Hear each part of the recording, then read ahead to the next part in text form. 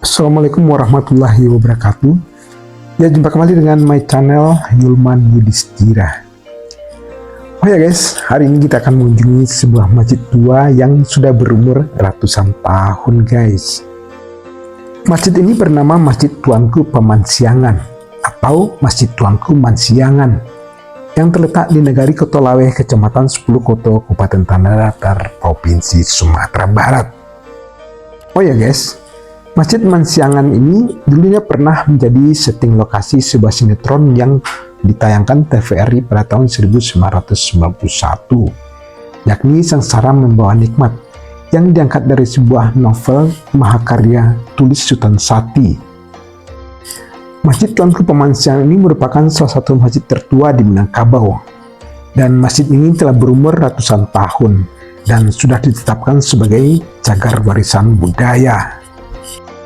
Masjid ini merupakan peninggalan salah satu tokoh harimau dan salapan yang terkenal dalam peristiwa Perang Padri pada tahun 1821 hingga 1837. Harimau dan salapan merupakan dewan kumpulan 8 orang tokoh-tokoh Islam yang terbayat untuk membersihkan umat Islam atau rakyat Minangkabau karena telah terjadi kemerosotan kehidupan umat Islam di Minangkabau pada saat itu. Harimau dan salapan terdiri dari Tuanku Nan Renceh dari Kamang, Tuanku Lubu Awur dari Canduang, Tuanku Barapi dari Pasir, Tuanku Biaro, Tuanku Kapau, Tuanku Padang Luar, Tuanku Ladang Lawas, dan Tuanku Galung, serta Tuanku Mansiangan yang kemudian diminta menjadi pemimpinnya. Berdasarkan data Balai Pelestarian Cagar Budaya Sumatera Barat, Masjid Tuanku Pemansiangan didirikan sekitar tahun 1870. Masjid ini terletak di tengah-tengah pemukiman masyarakat. Masjid ini beratap tunggal dan disusun secara bertingkat seperti pada bentuk limas. Awalnya, atap Masjid Tuanku Pemansiangan ini terbuat dari ijuk. Kemudian pada tahun 1903, atap diganti dengan seng. Tiang masjid ini berjumlah 9 buah dengan tiang utama berdiameter 64 cm, sementara tiang lainnya berdiameter 30 cm. Tiang-tiang masjid tersebut sebagian sudah keropos di pekan rayap. Lantai masjid terbuat dari papan, sebagian sudah diganti dengan bahan yang baru. Lalu jendela masjid berjumlah 6 buah yang masing-masing terdapat ukiran pada bagian atas lengkungnya. Kolam yang dahulu berfungsi sebagai tempat wudhu terletak di bagian depan. Sekarang tempat wudhu sudah ditempatkan di samping kiri atau sisi selatan yang terbuat dari tembok. Masjid Tuanku Pemansiangan ini juga memiliki lantai yang tingginya lebih kurang 1,5 meter dan bisa dinaiki melalui 5 anak tangga. Oh ya guys, ornamen Masjid Tuanku Pemansiangan ini sebagian besar merupakan motif yang terdapat pada ukiran Minangkabau asli, di mana ornamen tersebut diterapkan pada bagian tiang-tiang masjid, jendela, dinding, dan mimbar masjid.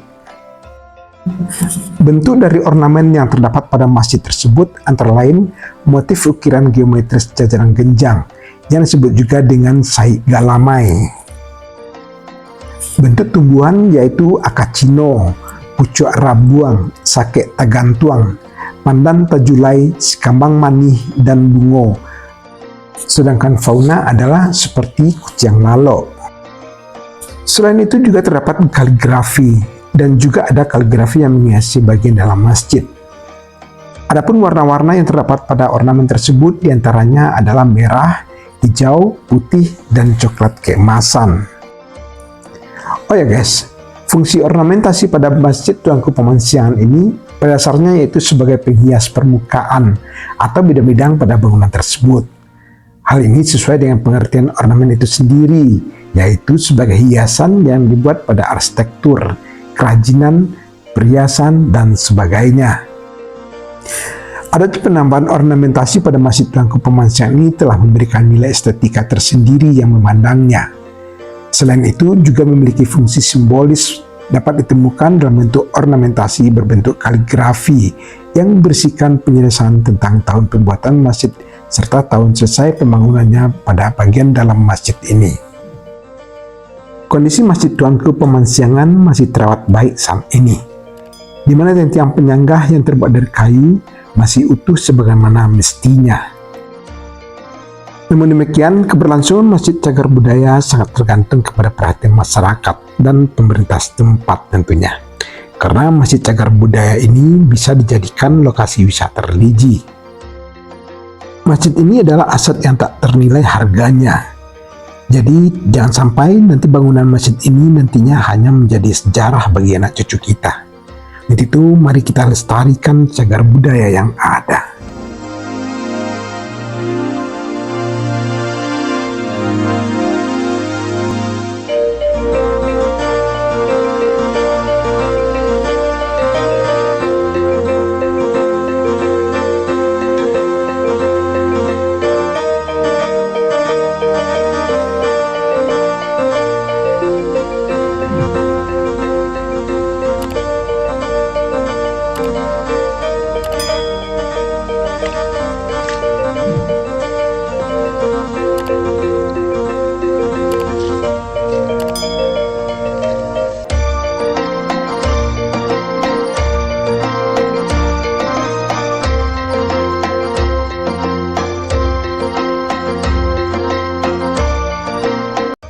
Oke guys, sampai di sini dulu jumpa kita pada video kali ini.